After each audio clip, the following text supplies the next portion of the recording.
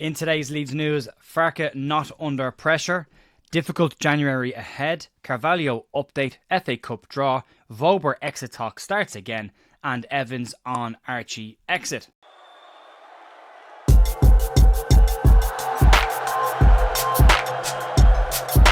Morning folks, Jer here at The View on the 3rd of December with your Leeds United news. Hope you're having a good week so far.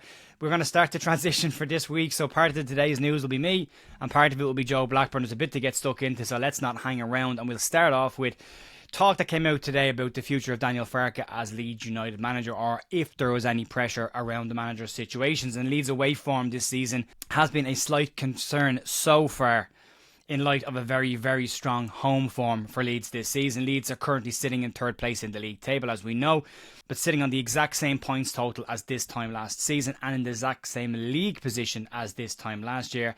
And some fans have been vocal about not being happy about the manager's situation. But according to reports coming out of Elland Road today, Daniel Farke doesn't have anything to worry about, at least in the medium term. 3 away wins from 9 away games has been viewed internally and is described as being disappointing, but the 49ers enterprises still very much believe that Daniel Farke is the man to spearhead the club's pursuit of Premier League football next season, and they still believe that he is very much the right man to do the job. The form so far has been okay for Leeds. We're, as I said, 3 points off the top of the table, very much still in the mix and very much still in Leeds' hands. But Farke has said recently that he's very happy with the Leeds United squad that he's got right now and the balance, leading to a lot to assume of a very quiet January would be ahead for Leeds United. Other reports coming out today also lean into the fact and say that the 49ers enterprises will be making money available in January to strengthen the squad, to give that Leeds that extra push to get over the line.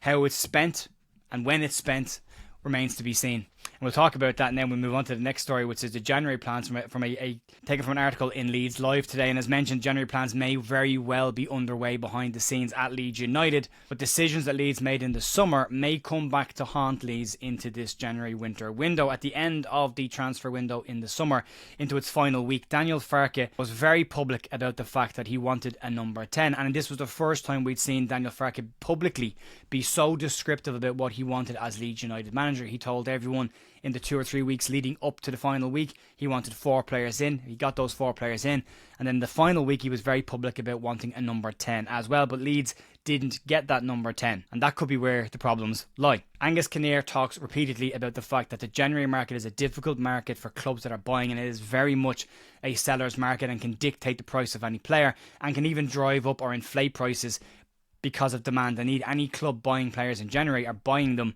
because they have a need, and selling clubs can dictate the price, and the chances are most of the players that are on the market are players that are not playing football right now. But it leads to also talk of Brendan Aronson possibly needing a rest at the moment, and Leeds not having a natural number 10 in there. Talk has come back around to Leeds looking for a number 10. The issue here is every club in the league and Premier League knows Leeds are looking for a number 10. Leeds Live today have a piece about this, and they talk about the fact that the public nature of the Gus Hamer failed transfer and the failed Emi Buendia transfer may now go against Leeds United, as clubs will know exactly what Leeds want and the financial situation behind the club and can dictate a price that might just price Leeds out of the market for a player. Leeds may now be in a bit of a financial uphill battle to get what they need in this summer, and may have to think a little bit creatively around what they want to bring in this summer. It's probably not going to be Carvalho, it's definitely not going to be Emi Buendia, and it's probably not going to be Gus Hamer either, so it's going to have to be somebody else on that list. And whether Leeds can get a number 10 in, or at least a number 10 that Daniel Farke wants, remains to be seen. Moving on to speak about a number 10 that has been linked with a move to Leeds United recently, and that's Fabio Carvalho, and his link to Leeds United comes with the very public nature of his father's comments on Instagram directly to a Brentford post saying, "You need to leave the club, son." Carvalho has only started 2 games for Brentford this season, but in that amount of time he has managed to get a goal and an assist as well. But now Brentford manager Thomas Frank has been talking about the number 10's position at the club, how he's settling in and his future. Speaking before Brentford's game against Leicester City, Thomas Frank said the following: "I can only say I'm very pleased with Fabio. He's very happy here. I speak to him, of course, every day or every week. We talk about football or personal stuff. He is training well. He is in a good place, and I think it's just a matter of time before we see him flourish even more. He came to a good team. We are performing well. We are scoring a lot of goals. So I'm very, very happy with Fabio."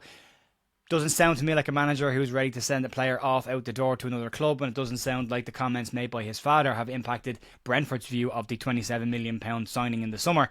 And it may mean that this player is very much now off the list for Leeds United as well, and we'll have to see what Leeds will do coming into this. As I say, Leeds will probably need to be a little bit more creative around what they bring into that number 10 position.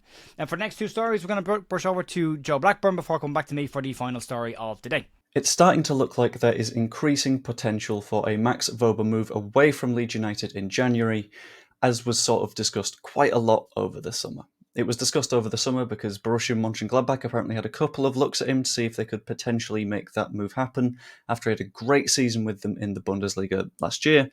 But it turns out they were not the only club looking at him, and that includes RB Salzburg, who are Max Wober's former club. Now it looks like their interest might be reignited, heading towards a January move instead of one in the summer. Austrian newspaper Courier has said that Max Wober is on the radar for January, with their new director, Ruven Schröder, that being RB Salzburg's new director, saying that they are two very good players, obviously this including Max Wober. We have a young team, so experienced players are of course exciting, but a lot of points have to be right, and we'll examine transfers carefully. Now, Schröder has a pretty good point here. RB Salzburg is a very, very young team, and it always has been. It's been fairly developmental for the RB system, which means that having someone that's a little older, more experienced, is a good thing. Side note, by the way, it's terrifying to consider that Max Wober is an experienced player when he's only 3 days older than me.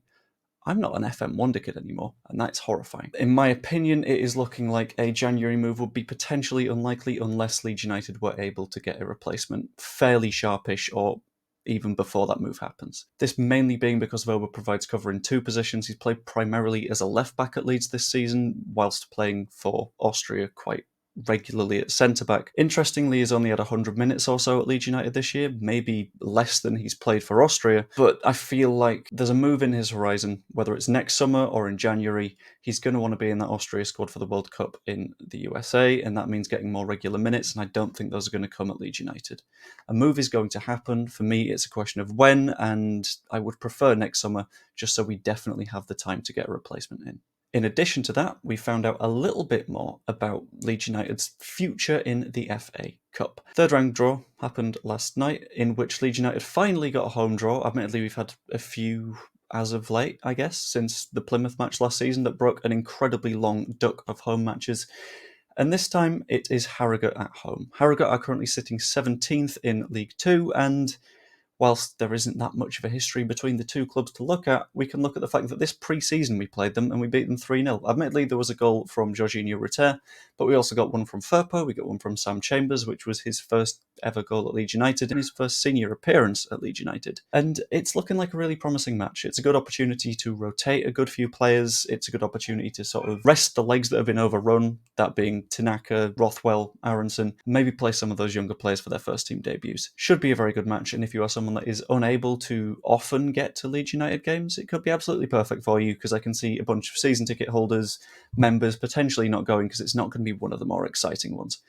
Perfect match for your first time at Elland Road, and I'm really, really looking forward to it. I might give that a go myself. Back to Joe, I think. Thanks, Joe. Moving on to the final story of the day, and this relates to Hayden Evans' thoughts on Archie Gray's exit from Leeds United. And football agent and Archie Gray's specific agent, Hayden Evans, has been on the square ball talking about the circumstances around the exit of Archie Gray from the club. Evans spoke about the financial need for the exit, saying that he didn't see that it was financially imperative for Leeds to say it, but he said this is coming from a callous agent's perspective, that if the club need to sell a player for financial reasons, that is not his problem or the player's problem, that is very much Leeds' problem. And he went on to say the following around the circumstances and the potential of Archie staying at Leeds had Leeds gone up.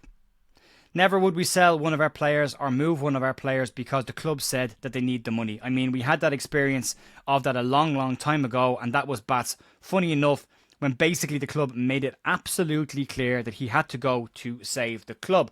Talking about what may have been for the future of Archie Gray after Wembley, he said the following: "But no, I think it was more a case of if we had been successful in the 90 minutes at Wembley and gone up, actually he was going nowhere. It's just as simple as that. It was purely because we didn't make the Premier league. A lot of talks around how people felt about it. Archie's talked about it himself, was positive about the move. Likes Ange Postecoglou's style, was a big Celtic fan, so liked what he saw Postecoglou there.